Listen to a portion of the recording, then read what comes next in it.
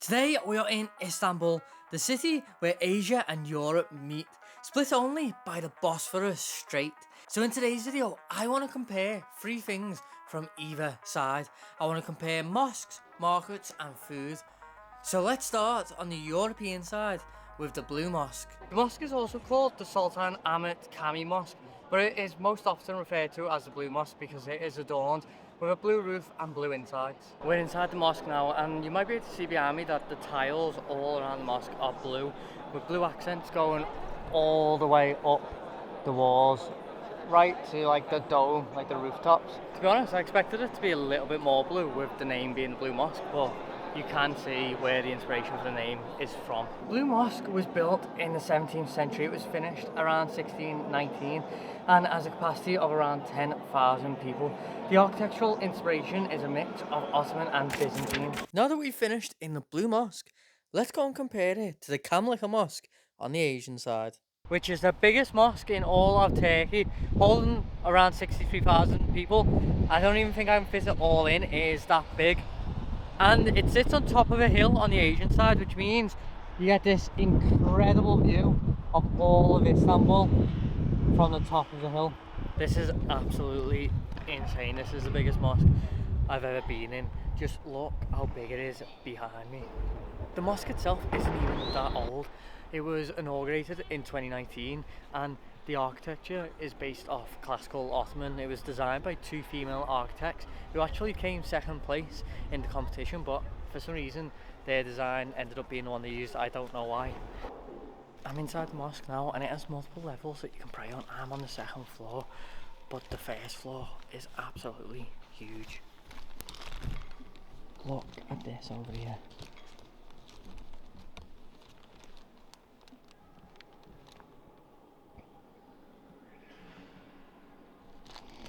Look how beautiful the stained glass windows are as well.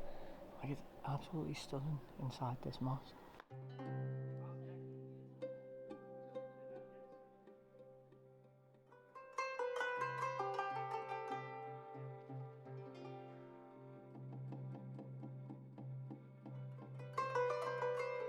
The Kamlika Mosque, in comparison to the Blue Mosque, is just miles ahead. I mean, the Blue Mosque is incredible. It looks amazing from the inside and outside, but this mosque looks equally incredible. But the sheer size of this being about like 5 times bigger, 6 times bigger, is just it's honestly you won't be able to tell how big it is on the camera. It won't look that impressive. Like I can see the screen, it doesn't look that impressive, but in real life it is huge, and this can hold 100,000 people in an emergency like earthquakes, but 63,000 normally when it's like prayer time. And it's got 3 floors, 4 floors, I don't know. Although the European side has much more historic mosques, I think the sheer size and architecture paired with the views you get from the Kamlika Mosque wins it for the Asian side. Throughout our trip we're going to be trying some local Turkish food, and here I have a simit, which is a bread roll similar to a pretzel or a bagel, and I'm not going to lie, I did have one yesterday and they weren't great, to be honest with you. It's literally just like bread with sesame seeds, nowhere near as nice as a pretzel. I mean, for 15 lira you can't really complain. It's like about 30p, so it's a good little street snack. We couldn't come to Turkey without trying some traditional Turkish delights, so in the Grand Bazaar we bought 500 grams, which cost us 250 lira, and we got a selection of different flavours. Here's the box here. There are a few different flavours. This white one is the traditional flavour. Turkish delight traditionally is vegan, so I can eat this completely fine. I'm not gonna lie, I don't like Turkish delight at home, but I am gonna try it anyway. That's actually quite nice, to be fair. And it tastes like sugar. It's got loads of ice and sugar on the outside, and it's just jelly. There's a bit of a weird aftertaste though. No fan of that, but it's well better than the one's own. I changed my mind. The traditional one, the white one, tastes a bit like wheat, like old wheat. I don't know, like the smell of like when you go into an alleyway. It's weird.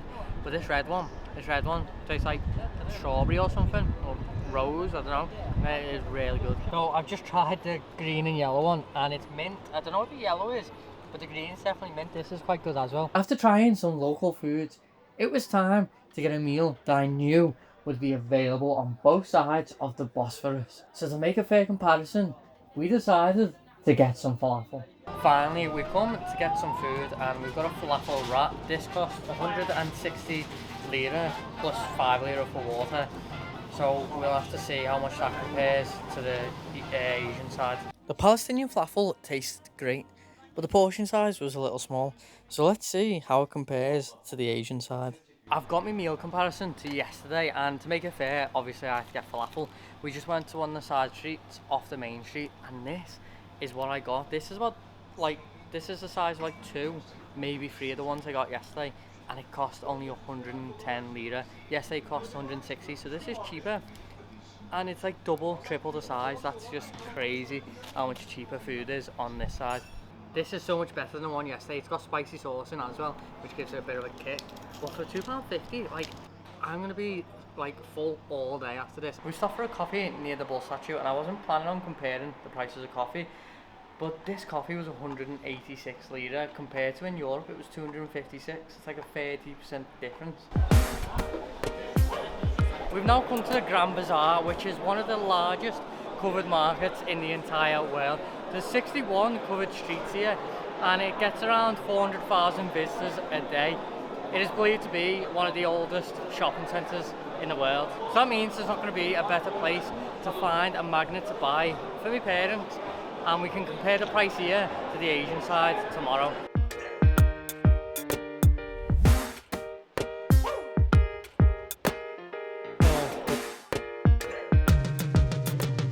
With over 4,000 shops, it's easy to find anything you want, from fake Rolexes to fake football tops, but I can't seem to find any magnets, even though we've been walking around here for about 15 minutes now.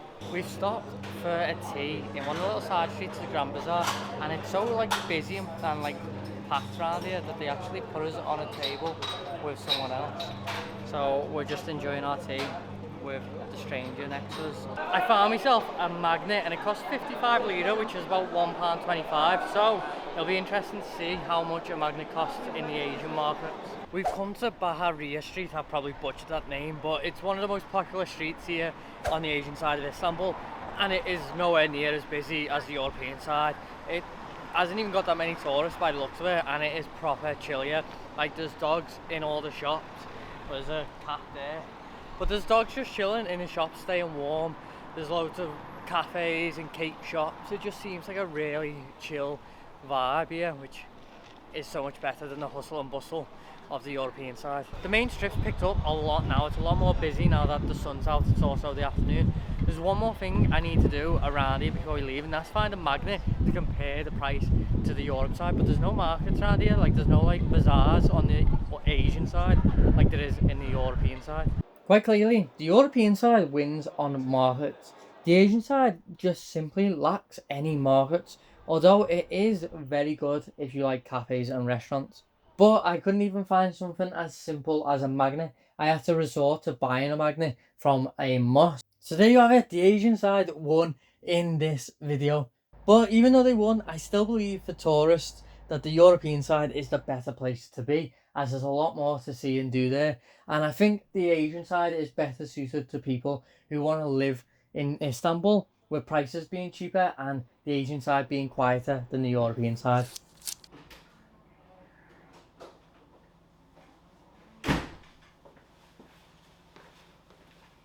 We've just got back from the Asian side of Istanbul, and I've got one last thing to surprise you with. So let's go. We're going to a Besiktas Europa League game, and yes, I'm wearing it over my coat because it's freezing outside. We're going to be standing around for like 90 minutes. We arrived at the Besiktas stadium, and I've got face paint on. I was walking like to our gate, and some guy with face paint came over. It's only 30 litres, but we are walking up to our gate now. We're behind the goal near the ultras, so this should be a sick experience.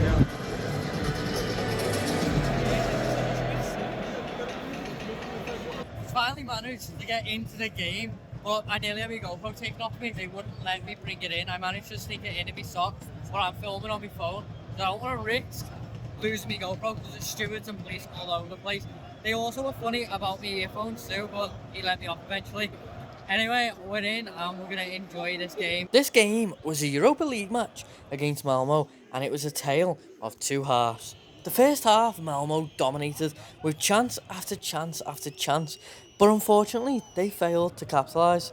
Besiktas came out in the second half like a completely different team, and unlike Malmo, Besiktas didn't fail to put their chances away. They soon scored, and within 10 minutes, they put away a second.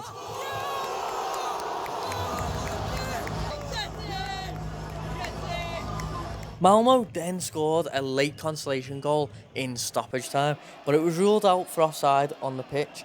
However, VAR intervened and ruled it as a legal goal, but unfortunately it was not enough and the game ended 2-1 to Besiktas.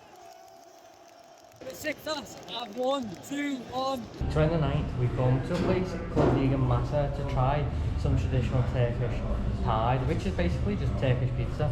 And I've gone for a vegan meat and cheese pie, and it's like a pizza shaped like a boat. It's bigger than I was expecting, but let's give it a try. It's like thin flatbread. Oh, hot. Oh, good. Good. Try some. Good.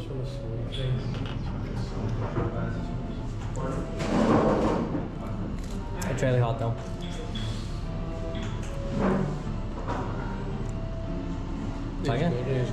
I've also decided to get a dessert, and I've got a Turkish baklava, which is like a traditional Turkish dessert of like sweet pastry with nuts and syrup.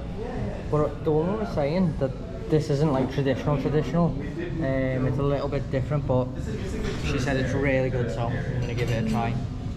The mountains and the leaves, you go in fall, the leaves are very green. Tourists love that. You know, on the big wind, and the wind up the coast. Yeah, Charleston, and Myrtle Beach. That's really good. The pastry feels a bit like shredded wheat, like it's very stringy, and the pistachio film is nutty, but it's not like overpowering. It's really good. We're back at the hostel now, and it's been a very long day, so I'm gonna get packed because I've got a flight early in the morning. That is the end of this video. I hope you've enjoyed it. Make sure you smash that like button, subscribe if you're not already, and as always, keep exploring.